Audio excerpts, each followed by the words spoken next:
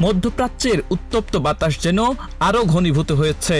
এই উত্তেজনাকে কেন্দ্র করে এবার নাটকীয় মোড় নিয়েছে। ইরানের সর্বোচ্চ নেতা আয়াতুল্লাহ আলী খামেনি যুদ্ধের অনিশ্চয়তা আর সম্ভাব্য বিপদের ভার বুঝেই তার দেশের সবচেয়ে শক্তিশালী বাহিনী IRGC এর সর্বোচ্চ পরিষদের হাতে হস্তান্তর করেছেন সামরিক ক্ষমতা। যেন নিঃশব্দে ঘোষণা দিয়েছেন যুদ্ধ শুরু হয়ে গেছে এবং সামনে যা আসবে তা কেবল অস্ত্রের ভাষায় লেখা হবে। এই সিদ্ধান্ত কেবল একটি প্রশাসনিক পদক্ষেপ নয়, এটি এক গভীর কৌশলগত বার্তা, যেখানে ক্ষমতার ভার পেছনে রেখে সামনে ঠেলে দেয়া হয়েছে যুদ্ধের ছায়াসঙ্গীদের দিকে।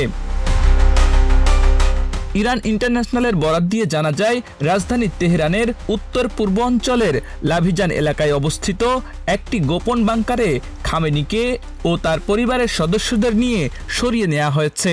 তার সঙ্গে রয়েছেন প্রভাবশালী পুত্র মুজতবা খামেনিও। বিশ্লেষকরা মনে করছেন এটি একটি প্রিএম্পটিভ ট্রান্সফার অফ অথরিটি, অর্থাৎ খামেনির অনুপস্থিতিতে বা সম্ভাব্য মৃত্যুর পরিস্থিতিতে কমান্ডো কাঠামো যাতে অক্ষুণ্ণ থাকে সেই লক্ষ্যে নেওয়া হয়েছে এই পদক্ষেপ। এদিকে মার্কিন প্রেসিডেন্ট ডোনাল্ড ট্রাম্প সামাজিক যোগাযোগ মাধ্যম ট্রুথ সোশ্যালে মন্তব্য করে বিতর্ক সৃষ্টি করেছেন বিশ্বমহলে।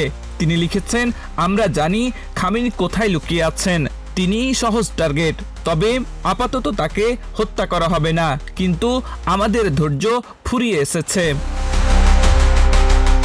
ইসরায়েল ইরান চলমান সংঘাতে দুই পক্ষই ব্যাপক হামলা ও পাল্টা হামলায় জড়িয়েছে। ইসরায়েলি আক্রমণে ইরানের একাধিক সামরিক ও পারমাণবিক স্থাপনায় বড় ধরনের ক্ষতি হয়েছে। এর পাল্টা জবাবে ইরানও ছুড়েছে কয়েক ডজন ক্ষেপণাস্ত্র।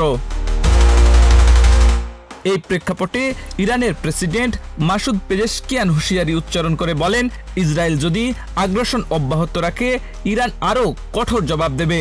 তিনি বলেন, আমরা সবসময় শান্তির পক্ষে ছিলাম, কিন্তু শান্তি তখনই সম্ভব যখন জায়নবাদী আগ্রাসন চিরতরে বন্ধ হবে। এখন দেখার বিষয় ইরান ইসরায়েলে চলমান সংঘর্ষ কোন দিকে যায়। আব্দুল হাকিম, প্রজন্ম 24।